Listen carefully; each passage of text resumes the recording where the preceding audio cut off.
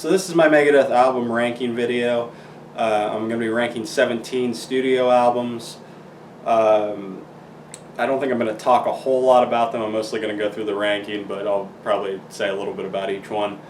I wasn't able to get this out last week like I'd planned because I was working all week. So next week I'm going to be starting the Rolling Stones discography, hopefully, unless work gets in the way again. But yeah, let's get into this. So number 17, last I have The World Needs a Hero. This one, I don't know, it's just, it's a little too long for me. It's got a few songs on here I don't like that well. Really, if I was making like a playlist of this album, probably the only ones I would put on it would be Return to Hangar and Dread and the Fugitive Mind. I mean, I don't think it's a bad album. It's just a little long, and it's got some tracks that I don't really love. Next, number 16, and I'm sure I'm going to forget at some point what number I'm on, but anyway, number 16, I have the debut album, Killing Is My Business and Business Is Good. I think it's a pretty solid album.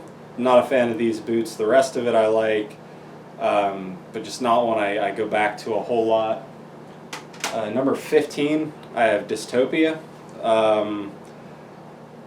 I don't know, for me this one's just one that it just doesn't stand out a whole lot, and some of the things on it don't stand out for exactly the right reasons. Not a bad album though. I don't really think they have a bad album, but yeah, Dystopia at 15.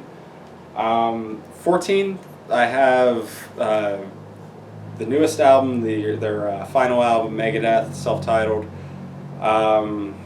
This might rise higher for me at one point. In fact, like it could have swapped places with the next one. But for right now, it's here. For number, what is this?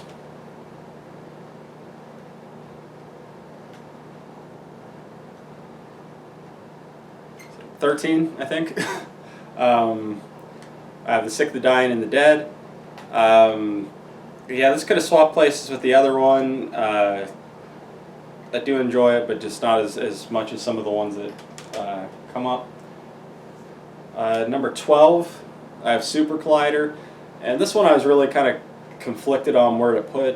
It honestly kind of ended up where it did because I like the closing track, Cold Sweat, so much. So really this one probably could have ended up below the other two, but it just kind of ended up where it did because of that song.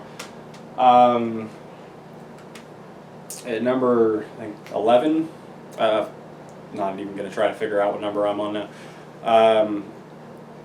I have 13, and this one, another one I really struggled to place.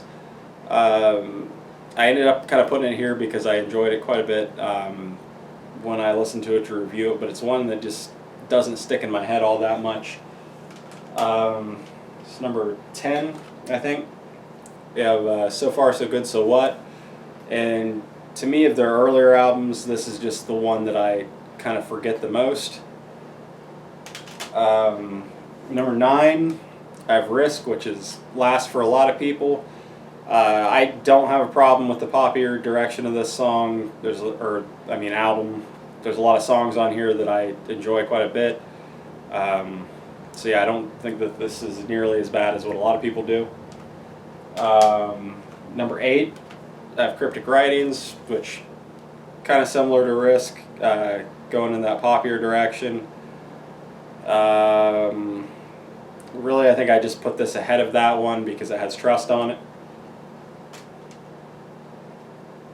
At number 8, I think, I have Endgame, and this one I really like now. Wasn't as into it when it came out. It took me a while to kind of warm up to it, but I think nostalgia probably puts it where it is. But I do enjoy this album quite a bit. Number 7, The System Has Failed, and I don't know, I like this one. I like the overall sound of it. It's got, what is it, Died Dead Enough, which I really like, so yeah, this album pretty good.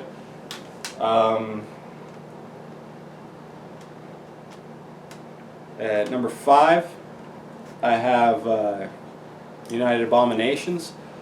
And this one probably ends up where it is because it's was one of my first albums of theirs. I think it was my first studio album of theirs.